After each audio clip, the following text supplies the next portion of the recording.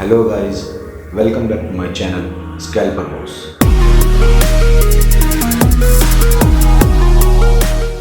Hello guys, कैसे हैं आप सभी लोग। उम्मीद करता हूं आप सब लोग बहुत अच्छे होंगे। Welcome back to my channel Scalper Boss. तो गाइस, जैसे कि आपने थंबनेल में पढ़ ही लिया होगा, आज हम बात करने वाले हैं कि कौन सा सेगमेंट सबसे बेहतर है काम करने के लिए और किसके लिए कौन सा सेगमेंट है। क्योंकि सब चीजें सबके लिए नहीं होती हैं, कुछ चीजें कुछ इंसानों के लिए होती हैं, कुछ चीजें कुछ कुछ लोगों के लिए होती हैं। तो आज हम बात करने वाले हैं इसी बारे में कि आप इन पांचों सेगमेंट में से किस एक्सपायरी में काम करें, बैंक निफ्टी में, सेंसेक्स, मिड कैप में या फिर निफ्टी में। ये पांच चीजों में से आपके लिए कौन सा बेहतर है, ये चीज अब हम आपको बताने लगे हैं। देखें, ये सारा डिपेंड करता है आपके एक्सपीरियंस के ऊपर, नंबर वन। नंबर टू, आपकी कैपिटल के ऊपर, आपकी कैपिटल कितनी है। और नंबर थ्री, आपके रिस्क मैनेजमेंट के ऊपर कि आप कैसे रिस्क मैनेजमेंट करते हैं। देखिए, अगर मैं बात करूं सेंसेक्स के बारे में, जो सबसे बड़ा मतलब सेगमेंट मान लीजिए आप एक मूव के हिसाब से, ये जो सेंसेक्स होता है इसके अंदर मूव बहुत ज्यादा होता है।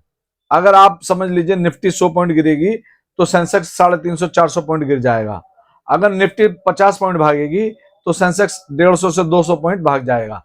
उससे 3 से 4 गुना ये मूवमेंट इसके अंदर रहता है निफ्टी के मुकाबले में। उसके बाद आती है बैंक निफ्टी। में ऊपर से नीचे की तरफ चल रहा हूं। उसके बाद आती है बैंक निफ्टी। अगर आप बैंक निफ्टी देखें तो बैंक निफ्टी का भी मूव बहुत अच्छा होता है और उसमें भी मूवमेंट अच्छा होता है, लेकिन आजकल निफ्टी और बैंक निफ्टी का मूव थोड़ा सा अदर डायरेक्शन में चल रहा है। पहले दोनों एक साथ चलते थे, तीनों बल्कि सेंसेक्स के साथ भी। मगर अब चूंकि काफी दिनों से देखने में आ रहा है बैंकिंग से अगर कमजोर है और निफ्टी मजबूत है तो निफ्टी भाग जाती है और बैंक निफ्टी रह जाती है। जैसे कि आपने पिछले हफ्ते 15-20 दिन पहले भी देखा होगा कि निफ्टी और बैंक निफ्टी का थोड़ा सा मूवमेंट अलग हुआ है, हालांकि पहले ये एक साथ चलते थे बिल्कुल। अच्छा, अब इसके अंदर हम बात करते हैं बैंक निफ्टी जो होता है उसके अंदर अगर मान लीजिए 100-150 पॉइंट की चाल आती है, उसकी कॉल पुट की मैं बात कर रहा हूं, तो बैंक निफ्टी में जाहिर सी बात है 200 से 250 पॉइंट की चाल आएगी, तब जाकर के उसमें 150 पॉइंट की कॉल पुट में चाल आएगी।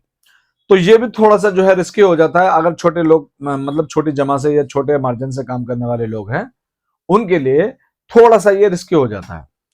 अब मैं थोड़ा असल में मैंने सेंसेक्स और बैंक निफ्टी के बारे में ज्यादा बात नहीं करनी है, तो मैंने इनको थोड़ा सा ब्रीफ किया है। ऐसी मिड कैप और फिर निफ्टी के बारे में मुझे बात नहीं करनी है। मेन मेरा मोटो है बात करने के लिए उन लोगों के लिए जिनके पास कैपिटल सिर्फ 40-50 हजार के अंदर अंदर है, 1 लाख से भी कम है, 70 हजार है, किसी की 80 हजार है। 1 लाख से कम कैपिटल वाले लोगों के लिए अगर ये निफ्टी के अंदर ट्रेड करते हैं तो सबसे ज्यादा बेनिफिशियल है उन लोगों के लिए जो कम कैपिटल के साथ काम करते हैं। देखिए, निफ्टी का जो कॉल पुट आप लगा लीजिए, हालांकि फिर निफ्टी और मिड कैप थोड़ा सा सस्ता होता है, लेकिन उनके अंदर मूवमेंट भी फिर ऐसे ही रहता है। जो काम करने के लिए आपको चाहिए, फ्लो भी अच्छा हो, मार्केट में प्राइस भी अच्छा हो, और उनमें जो है थोड़ा सा एक दोनों में रिलेशन भी हो। ऐसा नहीं कि मतलब मार्केट तो बढ़ रही है मगर कॉल पुट नहीं बढ़ रही है। तो निफ्टी के अंदर ऐसा नहीं होता, बैंक निफ्टी में और सेंसेक्स में बहुत होता है कि अगर 50 पॉइंट बैंक निफ्टी बढ़ गई तो उसके कॉल पुट में 5-7-10 रुपए का मूवमेंट आता है, लेकिन निफ्टी में ऐसा नहीं होता है। निफ्टी में अगर 50 पॉइंट निफ्टी भागेगी तो उसकी कॉल डेफिनेटली 25 से 30 पॉइंट भागेगी। ठीक है जी। अब मैं आपको जो बताने लगा हूं उसको आप समझें कि ये किस तरीके से बेहतर है उन लोगों के लिए जिनका कैपिटल 1 लाख से कम है।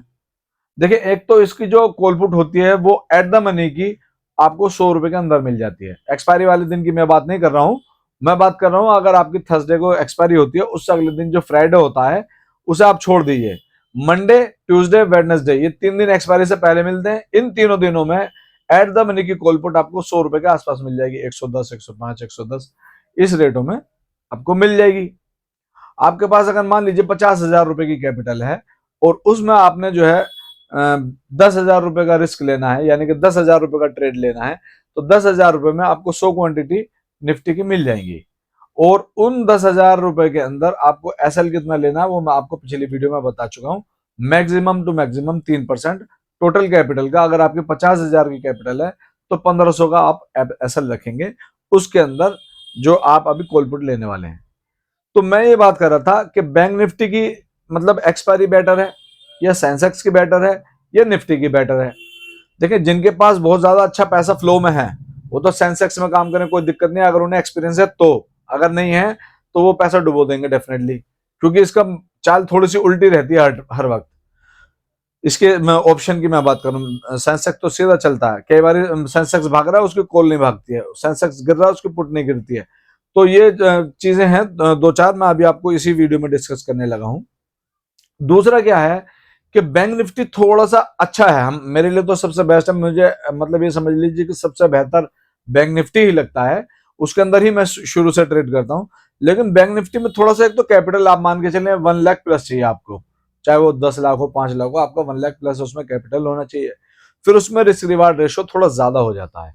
अगर आपका मान लीजिए कि एट द मनी की आप कोई कॉल पुट खरीदना चाहते हैं, बैंक निफ्टी की मैं बात कर रहा हूं, तो आप अगर मान लीजिए वेडनेसडे को बैंक निफ्टी की एक्सपायरी हुई, तो आप थर्सडे और फ्राइडे 2 दिन में जो आपको बैंक निफ्टी की एक्सपायरी मिलेगी, वो मिलेगी आपको 300 350 के आसपास, जबकि निफ्टी में 100 रुपए की मिलती है।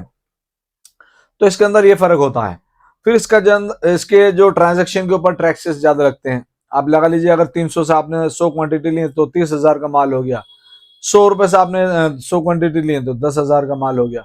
तो उसी हिसाब से इसमें रिस्क रिवार्ड रेशो और ब्रोकरेज ज्यादा होती है। सेंसेक्स में इससे भी ज्यादा होती है, निफ्टी में कम होती है, मिड कैप निफ्टी में और कम होती है, और फिर निफ्टी में सबसे कम होती है, ये समझ लीजिए आप। तो मेरा सिर्फ और सिर्फ कहने का मकसद ये है कि अगर आप कम जमा के साथ काम करना चाहते हैं तो आपके लिए बेस्ट ऑप्शन है निफ्टी में आप ट्रेड करें, निफ्टी के ऑप्शन में ट्रेड करें, स्कैल्पिंग करें और डेली एक अच्छा प्रॉफिट बनाने की कोशिश करें। लेकिन जिस दिन आपको लॉस हो जाए उस दिन रिवेंज न लें, मार्केट में रिवेंज स्ट्रेटेजी के साथ काम ना करें, आप उसको एक्सेप्ट करें। आप कोशिश किया करें 5 7 10 पॉइंट के अंदर ऐसा लें तुरंत और निकलें, बाद में दोबारा से ट्रेड बन जाएगा, 5 7 10 पॉइंट जल्दी कवर हो जाएंगे। अगर आपके 30 40 पॉइंट 50 पॉइंट चले गए तो उसके मुकाबले में आपको 5 7 पॉइंट 10 पॉइंट कवर करने में ज्यादा टाइम नहीं लगेगा। तो बैंक निफ्टी और सेंसेक्स को वो लोग करें जिनका कैपिटल 1 लाख से प्लस है, बल्कि सेंसेक्स तो मैं कहूंगा जिनका कैपिटल 2 या 3 लाख से भी प्लस है। बैंक निफ्टी कर सकते हैं जिनका कैपिटल 1 लाख से प्लस है, उनके लिए बेहतर है। और निफ्टी कर सकते हैं जिनका 1 लाख से कम और 50,000 के आसपास है। उसके नीचे देखें फिर थोड़ा सा मतलब क्वांटिटी नहीं आएंगे। अगर आप 10,000 से आप काम करना चाहते हैं और निफ्टी के अंदर करना चाहते हैं ऑप्शन में, तो अगर 10,000 से निफ्टी ऑप्शन के अंदर काम करना चाहते हैं तो आप उसमें रिस्क कितना लेंगे। आप मान लीजिए आप अगर 3,000 रुपए का रिस्क लेते हैं तो 3,000 रुपए में आपने 10,000 कैपिटल है, 3,000 का रिस्क लिया है आपने, तो उसमें से आप फिर वो कितना लेंगे अपना एसएल। तो थोड़ा सा मतलब टाइट हो जाता है मामला। अगर आपके पास 10,000 या 15,000 का कैपिटल है तो मैं कहना चाहूंगा फिर निफ्टी में चले जाएं, और या फिर मिड कैप निफ्टी में भी ट्राई कर सकते हैं। निफ्टी में आप करें एक्सपायरी वाले दिन, अगर निफ्टी में आपको करना है, क्योंकि एक्सपायरी वाले दिन इनकी कॉलपुट जो है थोड़ी सी सस्ती हो जाती है, आप भी जानते हैं। इनकी कॉलपुट एट द मनी की 40 से 50 रुपए में आ जाती है 10 से 11 बजे के बीच में, और अगर लास्ट टाइम में देखेंगे तो शायद वो 10 रुपए से भी कम हो जाती है। लेकिन आप जो है, मैं ये सिर्फ ये कहना चाहता हूं, अगर आप एक्सपायरी में काम नहीं करते हैं, एक्सपायरी से 1 2 दिन पहले यानी कि मंडे ट्यूसडे वेडनेसडे काम करना चाहते हैं, तो आपको 100 रुपए के आसपास कॉलपुट मिलेगी बैंक निफ्टी की, और निफ्टी की कॉलपुट लेने में आपको एटलीस्ट 50,000 का मार्जिन अपने पास रखना चाहिए। आप अब अपने हिसाब से डिसाइड कर लीजिए आपके लिए कौन सा बेहतर है।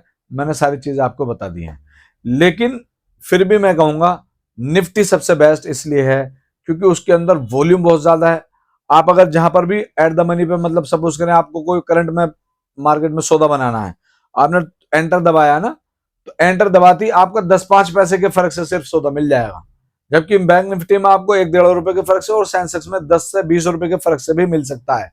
एक बार मैंने एंटर मारा तो 40 50 रुपए के फर्क से मुझे सेंसेक्स में सौदा मिला था, जो इसमें मुझे अच्छा खासा लॉस हो गया था।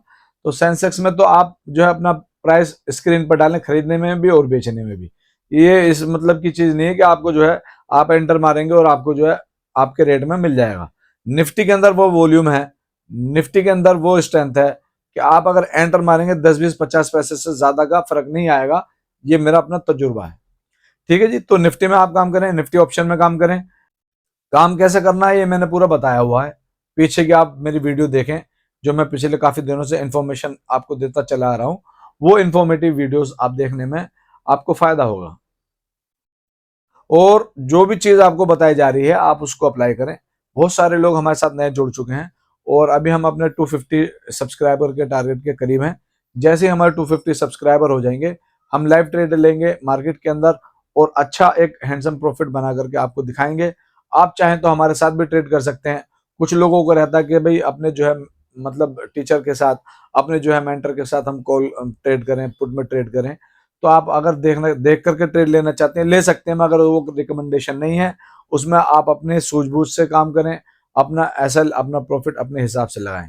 ठीक है जी। तो ये चीज थी। बाकी की लास्ट में मैं यही कहना चाहूंगा, आप इस वीडियो को ज्यादा से ज्यादा शेयर करें और अपने दोस्तों को सब्सक्राइब करने के लिए बोलें, ताकि हमारा टारगेट जल्दी से जल्दी अचीव हो सके। और जो लोग शेयर मार्केट की फील्ड से या ऑप्शन स्कैल्पिंग की फील्ड से जुड़े हुए हैं, उन लोगों को भी आप इसमें थोड़ा सा बताने की कोशिश करें, ताकि वो भी इससे फायदा उठा सकें। तो आज के लिए बस इतना ही। मिलते हैं कल एक नई वीडियो के साथ। Thank you very much. Goodbye and take care.